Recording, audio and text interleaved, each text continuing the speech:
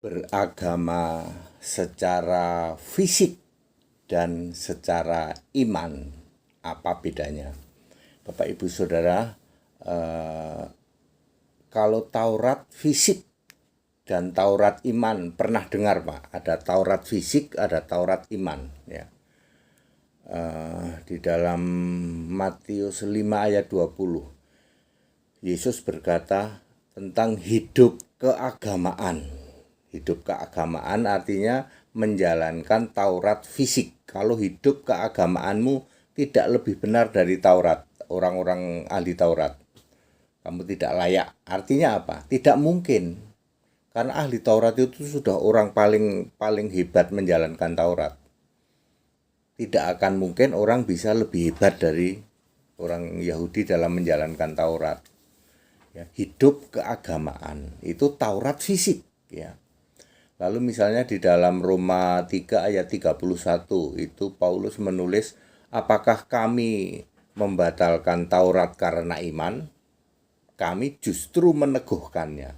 Jadi Taurat fisik itu tidak kami pakai, tapi kami memakai Taurat karena iman. Roma 3 ayat 31. Kemudian di dalam Ibrani 10 ayat 16 dan 17, ya. Ya, setelah perjanjian pada masa lalu Yesus menetapkan kan bahwa aku akan menaruh hukum-hukumku, hukum Taurat maksudnya, di dalam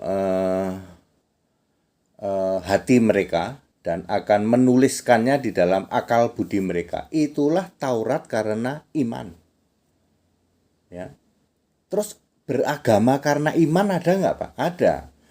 Paulus menuliskannya di dalam 2 Timotius 3 ayat 2. Ini bercerita tentang masa-masa menjelang zaman akhir, ya.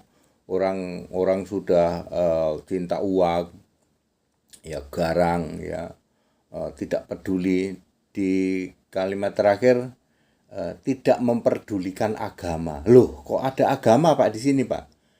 Kan udah nggak ada orang beragama. Iya, agama yang dimaksud agama iman, agama karena iman. Di dalam terjemahan bahasa Inggris disebut unholy, artinya tidak kudus. Orang tidak mempedulikan agama, orang tidak hidup kudus.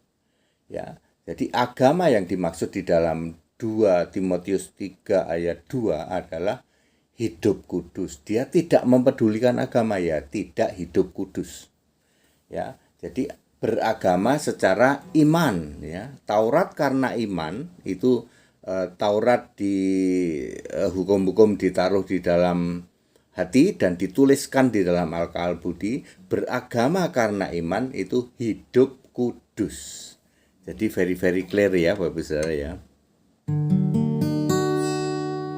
Yesus, Engkau sungguh baik, kepadamu aku berseru, ditinggikan, dimuliakan, diagungkan namamu.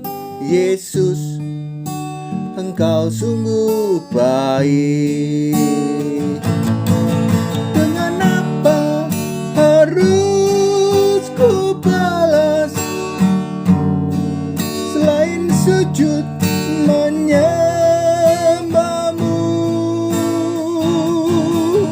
Dengan apa harus ku perbuat selain seturut